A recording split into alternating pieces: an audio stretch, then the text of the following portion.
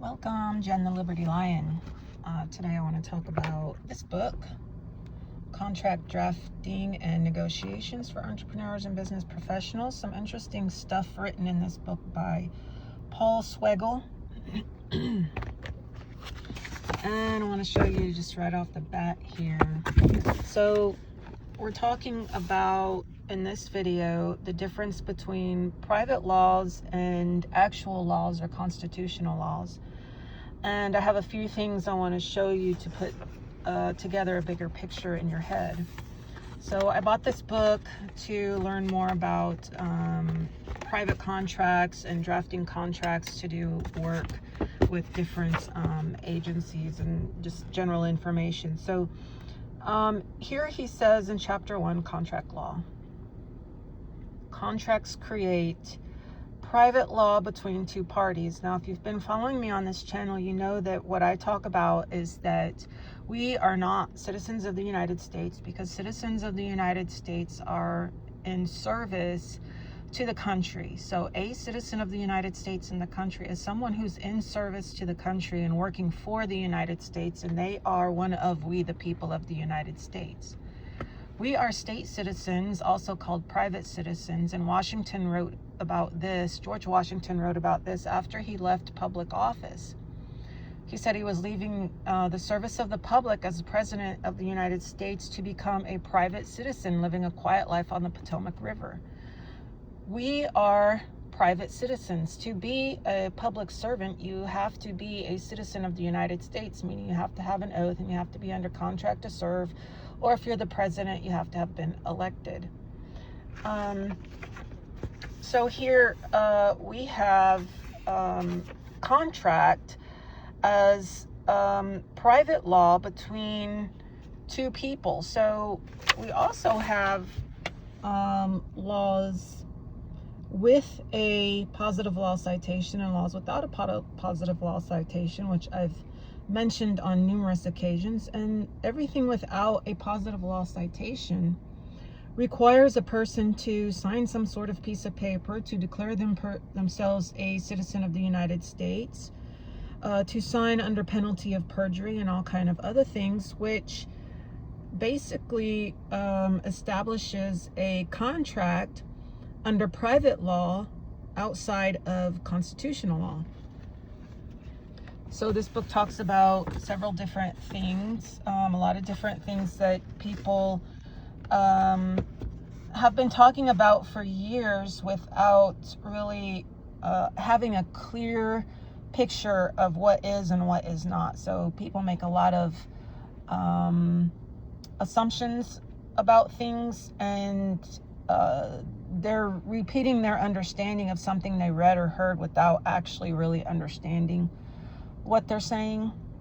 And so I'm trying to put together some information for people so that they can better understand what it is and what it is not, and who they are and who they are not, and that all of these contracts, like for ID, for taxes, and all kinds of other stuff, driver's license, education, commerce and trade, and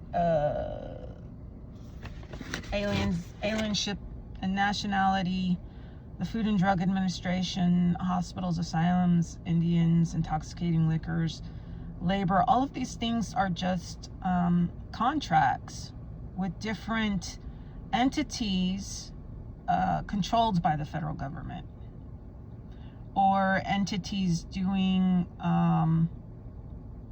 work with the federal government, so that they can then contract with us and call it a law. But then they call it a law because you already signed the contract, right?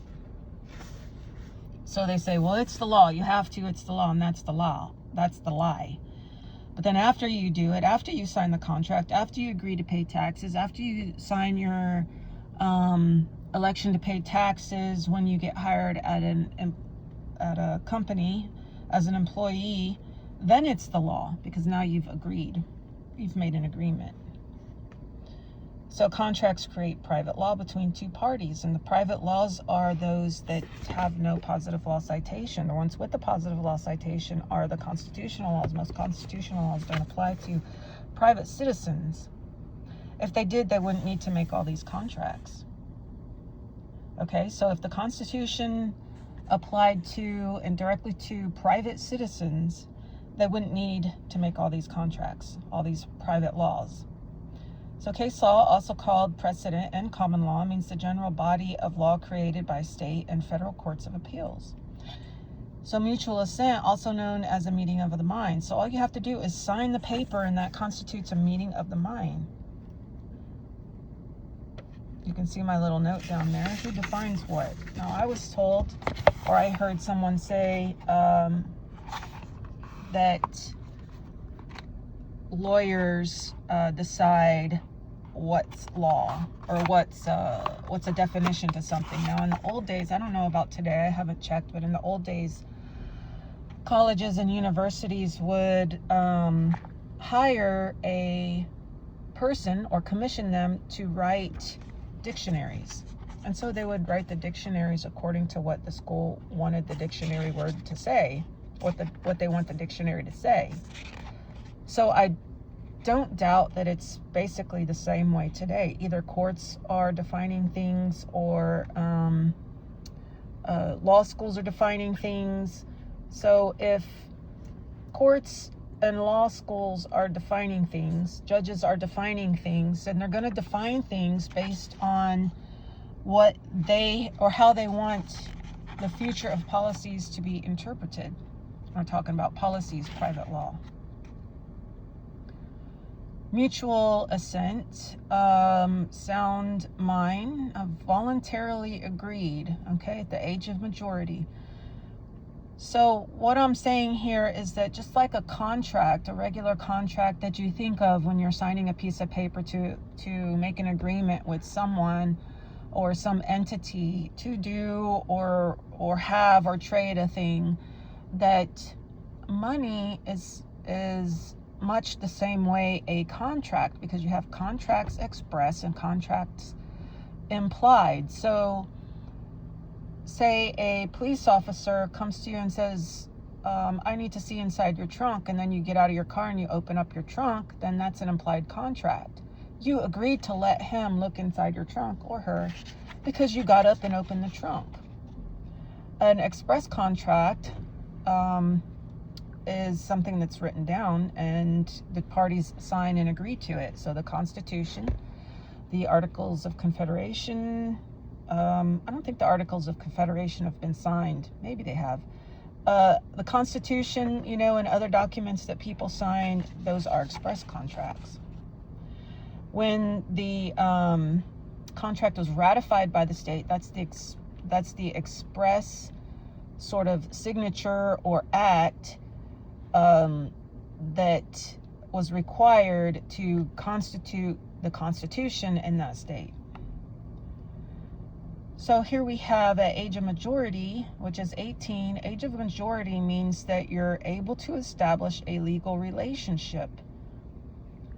So at the age of majority, you can voluntarily agree to enter into an agreement or a contract. Not all agreements are contracts, but all contracts are agreements.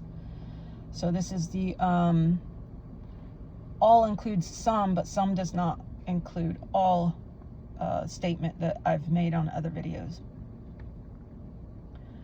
Voluntary is tender, is done tenderly. It's done with consent. It's not done by force or duress or at gunpoint or, well, if you don't sign this, we're not going to let you go. If you don't admit to having committed this crime, we're not going to feed you. We're not going to give you anything to drink. We're not going to let you use the restroom. We're not going to let you go. All those kinds of things are duress. But who gets to define what duress is, right? So courts and law schools. So legal tender is a written contract or an express contract. So legal tender is like the money that we use, the fake money that we use. It's legal because it's establishes a relationship, and it's tender because it's done voluntarily. So tender is voluntarily, with consent, without force, without duress, right? So that's what tender means when used in this sense.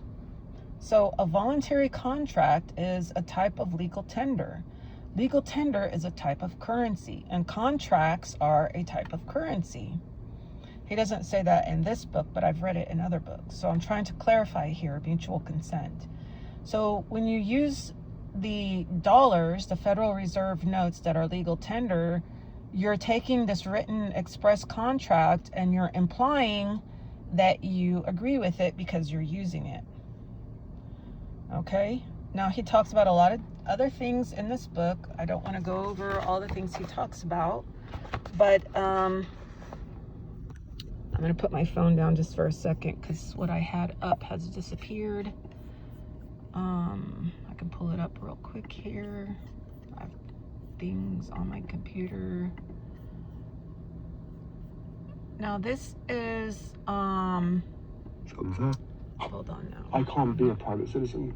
Okay, so this is, who's this guy? Harry whatever, Windsor Prince whatever.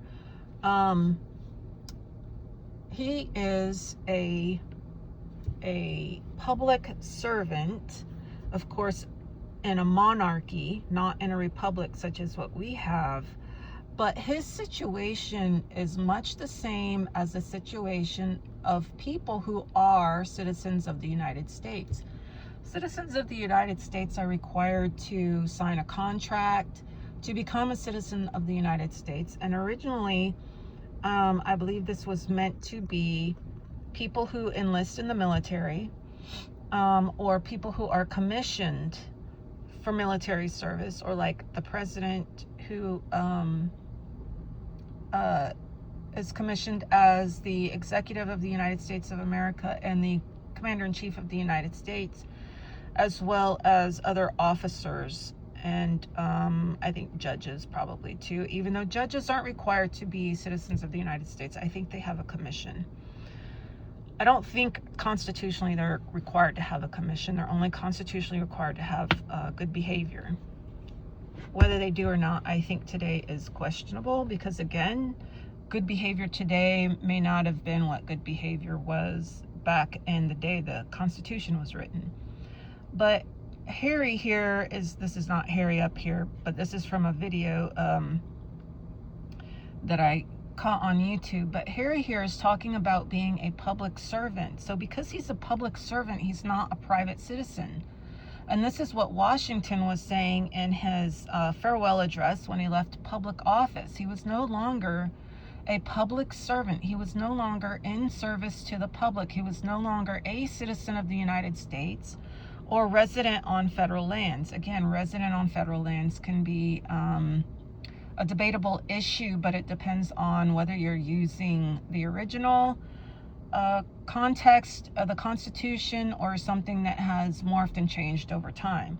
But Harry's saying he's not a private citizen. He's a public servant. And most of us are private citizens. We're not subjects like they would be in a monarchy. We're private citizens. We're citizens of the state. We're not on federal lands. We're not citizens of the United States, but they need us to claim to be citizens of the United States so that they can contract with us, because originally they were only supposed to contract with people to become enlisted troopers, like of the military, or commissioned officers. Originally, the private citizens became privates in the military. And over time, of course, they changed that, and they gave them different names for whatever job they had, or whatever. Originally it was by whatever age they were, and then later it became by whatever job they had. Okay, so what does Harry say? He says he's not a private citizen. He's not a private citizen because he's royalty, but he's contracted in a way to serve the subjects of his country. That's why he's not a private citizen. In America, we're not contracted. If you're not in the military, or you're not working as a public servant, we're not contracted to serve the public. We don't take orders from anywhere. We're free. or anyone. We're free.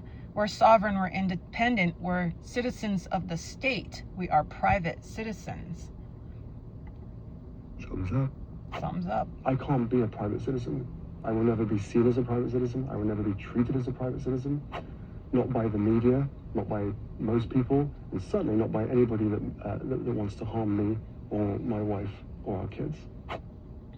So I just wanted to make the point that he's talking about private citizenship, that he will never be a private citizen by the simple fact that he is a public servant. And so if we're not public servants, we are not contracted to serve the public. We are not servants, and we are not citizens of the United States. We are state people, but they like to contract with us. So there's asterisks here. You can see them. This is OLRC or Office of the Law Revision Council. You can go to this website, and this is a really easy way to look up the various United States codes. Some of them are constitutional. That's the ones with the asterisks, and we know they're constitutional, and they're passed constitutionally because they have an asterisk and they have a positive law citation within them. And those that don't have a positive law citation have not been passed constitutionally, and therefore are types of contracts. Domestic security. Now, we heard someone talk recently, and I mentioned his name in another video. I'm not going to mention it again, but he said that I think he said Department of Homeland Security has their own judges, and these are not constitutional judges. These are judges appointed by the Department of Homeland Security and work for the Commissioner of DHS. And what I'm saying is that Title 26 Internal Revenue Code, the Internal Revenue Service operates much the same way, in that they require you to contract with them, and as part of that contract, you agree to sit in front of not a constitutional judge, but a judge appointed by the Commissioner of the Internal Revenue Service, and that you are going to their court outside of the federal courts, that you agreed to it when you signed all those papers and made that contract. And that's a private contract, creating private law between yourself, and the Internal Revenue Code, and you're promising to follow all these various codes. And here, is this a form of duress or not? That you can't get a job without signing papers to agree to pay taxes.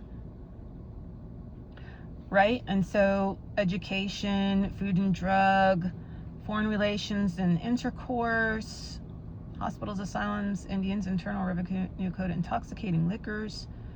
I'm not telling you this.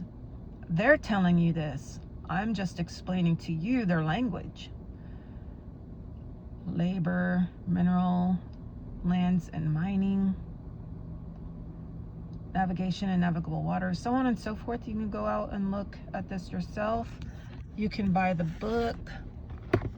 You can watch what Harry says on the video that I just showed you, where he says he's not a private citizen. He'll never be a private citizen because he's forever a member of the royal family, and therefore all his life a public servant.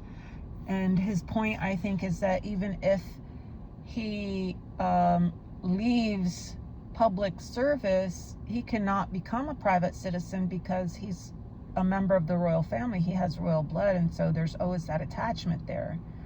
In this country, it's a matter of making contracts, and the contracts expire here. So I think somebody at one point in time said that in some countries your driver's license never expires, and over here in America your driver's license expires and you have to go get a new one. So that may be something to look at. I think I looked into that years and years ago. I haven't looked at it in a while, so I can't really speak in detail of that. But you can go out and check it out, look at it, see what you think, look at this information, contracts. That's the name of the game here, all by consent, okay? you consent when you sign their papers, but without signing their papers, you can't live a life of freedom, sovereignty, liberty, independence, with all rights, powers, and jurisdictions not given to the United States. So is that a form of duress? And if it is, how do we prove it is? And if it isn't, who says it's not? Like, share, and subscribe, and we'll have more videos out soon. Let me know if you like this video. If you have any comments, leave them down in the comments section, and I'll respond if I can.